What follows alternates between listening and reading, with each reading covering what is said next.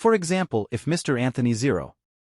Duncan is 41 years old, makes $143,000 a year, and has investments that return another $12,000, he would multiply $155,000 by 41. That equals $6,355,000.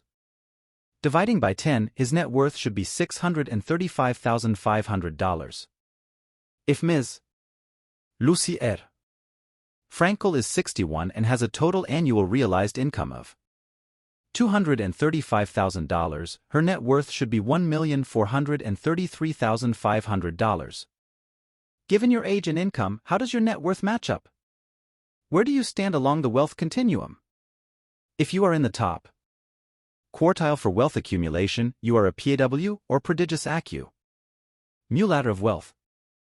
If you are in the bottom quartile, you are a UAW or underaccumulator of wealth.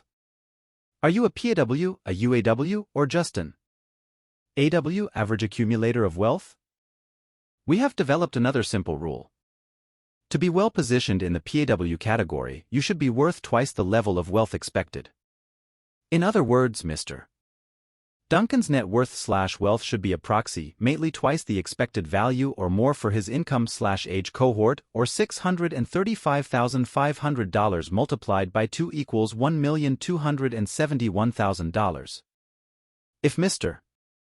Duncan's net worth is approximately $1.27 million or more, he is a prodigious ACU. Ladder of wealth.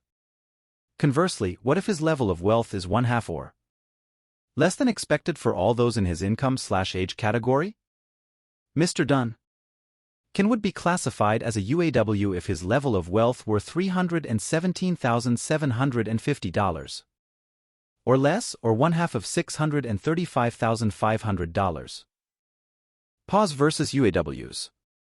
PAWs are builders of wealth, that is, they are the best at building net worth compared to others in their income/age category. PAWs typically have a minimum of 4 times the wealth accumulated by UAWs. Contrasting the characteristics of PAWs and UAWs is one of the most revealing parts of the research we have conducted over the past 20 years. A good example of the difference between PAWs and UAWs is revealed in 2 case studies. Mr. Millard Bubba O. Richards, age 50, is the proprietor of a mobile home dealership. His total household income last year was $90,200. Mr. Richards's net worth, as computed via the wealth equation, is expected to be $451,000. But Bubba is a PAW. His actual net worth is $1.1 million. His counterpart is James H. Ford 11. Mr.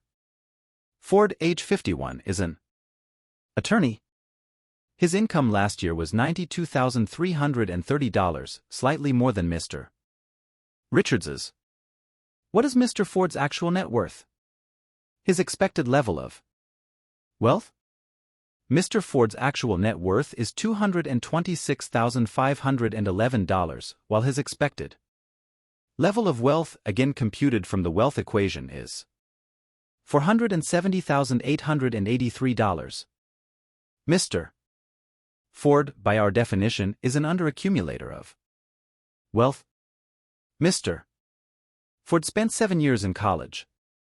How can he possibly have less wealth than a mobile home dealer? In fact, Mr. Richards has nearly 5 times the net worth of Mr. Ford. And remember, both are in the same income/age cohort. In trying to answer the above question, ask yourself 2 simpler questions. Plus, how much money does it take to maintain the upper middle-class lifestyle of an attorney and his family? Plus, how much money is required to maintain the middle-class or even blue-collar lifestyle of a mobile home dealer and his family?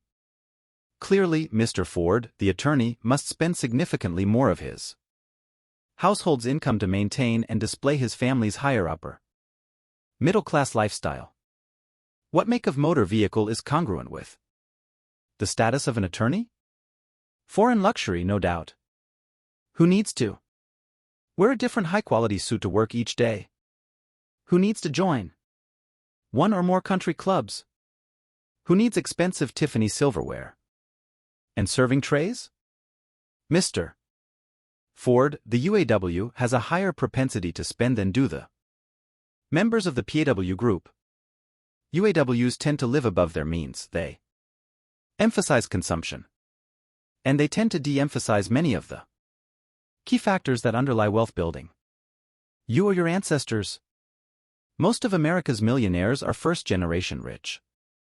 How is it possible for people from modest backgrounds to become millionaires in one generation? Why is it that so many people with similar socioeconomic backgrounds never accumulate even modest amounts of wealth? Most people who become millionaires have confidence in their own abilities. They do not spend time worrying about whether or not their parents were wealthy. They do not believe that one must be born wealthy. Conversely, people of modest backgrounds who believe that only the wealthy produce millionaires are predetermined to remain non-affluent.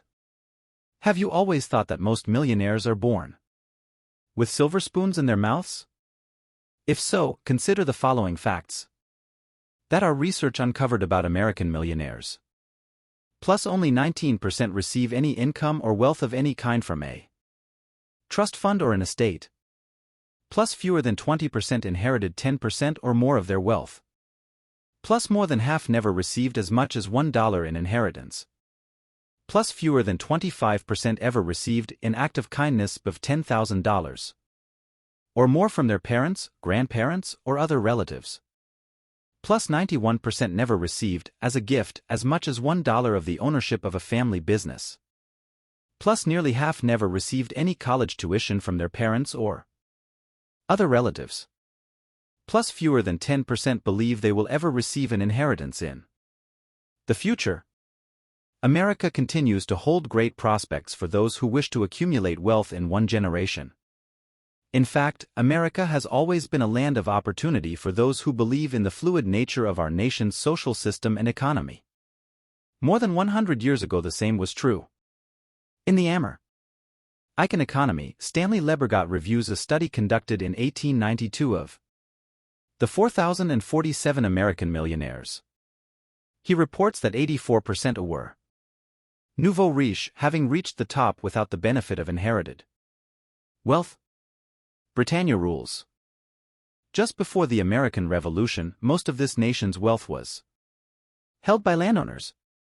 More than half the land was owned by people who either were born in England or were born in America of English parents. Is more than half of this nation's wealth now of English origin? No. One of the major myths concerning wealth in this country relates to ethnic origin. Too many people think that America's affluent population is composed predominantly of direct descendants of the Mayflower voyagers. Let's examine this assumption objectively. What if country of origin were the major factor in explaining variation in wealth? We would expect that more than half of America's millionaire population would be of English ancestry. This is not the case, see Table 1.1.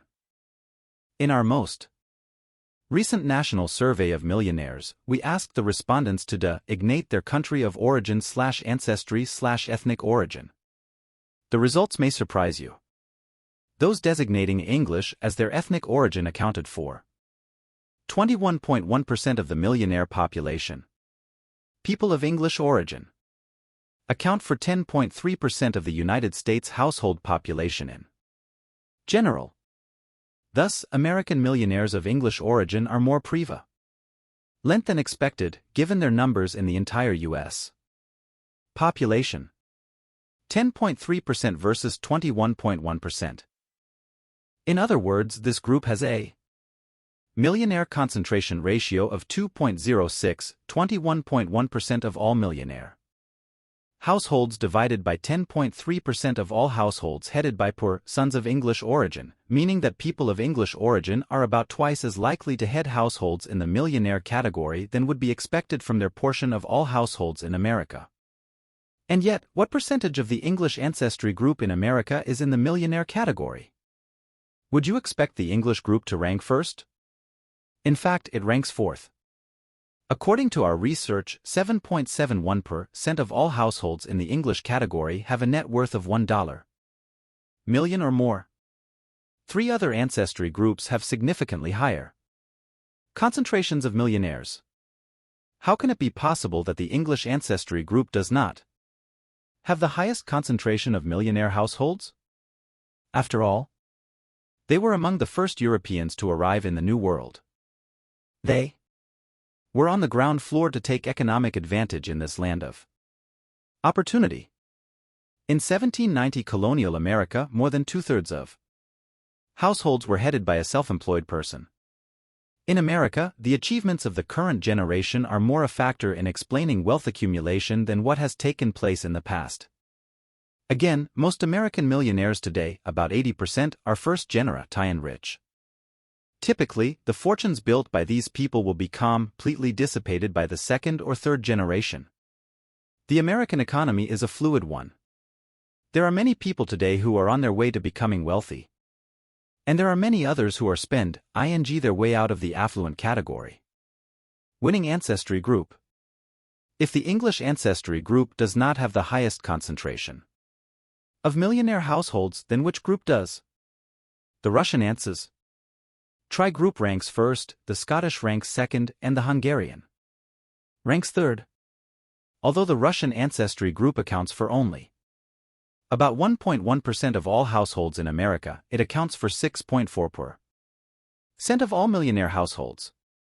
We estimate that approximately 22 of every 100 households headed by someone of Russian ancestry has a net worth of $1 million or more. This is in sharp contrast to the English ancestry group, in which only 7.71 in 100 of its members are in the Millionaire League. How much wealth does this Russian American millionaire group have in total? We estimate approximately $1.1 trillion, or nearly 5% of all the personal wealth in America today. How can one explain the economic productivity of Russian Americans? In general, most American millionaires are manager-owners of businesses. Russians in disproportionate numbers are manager-owners of businesses. Further, this entrepreneurial spirit seems to translate from one generation of Russians to the next. The Hungarian ancestry group also is entrepreneurially inclined. This group accounts for only 0.5% of all households in this country. Yet it makes up 2% of the millionaire households. Contrast this with the German ancestry group, which accounts for nearly 1 in 5 households, 19.5% in this country. Only 17.3% of all millionaire households are headed by persons of German ancestry, and only about 3.3% of German households are in the Millionaire League. Thrifty SCOTS. The Scottish ancestry group makes up only 1.7% of all households, but it accounts for 9.3% of the millionaire households in America. Thus, in terms of concentration, the Scottish ancestry group is more than 5 times 5.47 more likely to contain millionaire households than would be expected from its overall portion, 1.7% of American households. The Scottish ancestry group ranks second in terms of the percentage of its clan that are in the Millionaire League. Nearly 20.8 in 100 of its households are millionaires. What explains the Scottish ancestry group's high ranking? It is true that many Scots were early immigrants to America. But this is not the major reason for their economic productivity. Remember that the English were among the earliest immigrants, yet their concentration numbers are far lower than those of the Scots,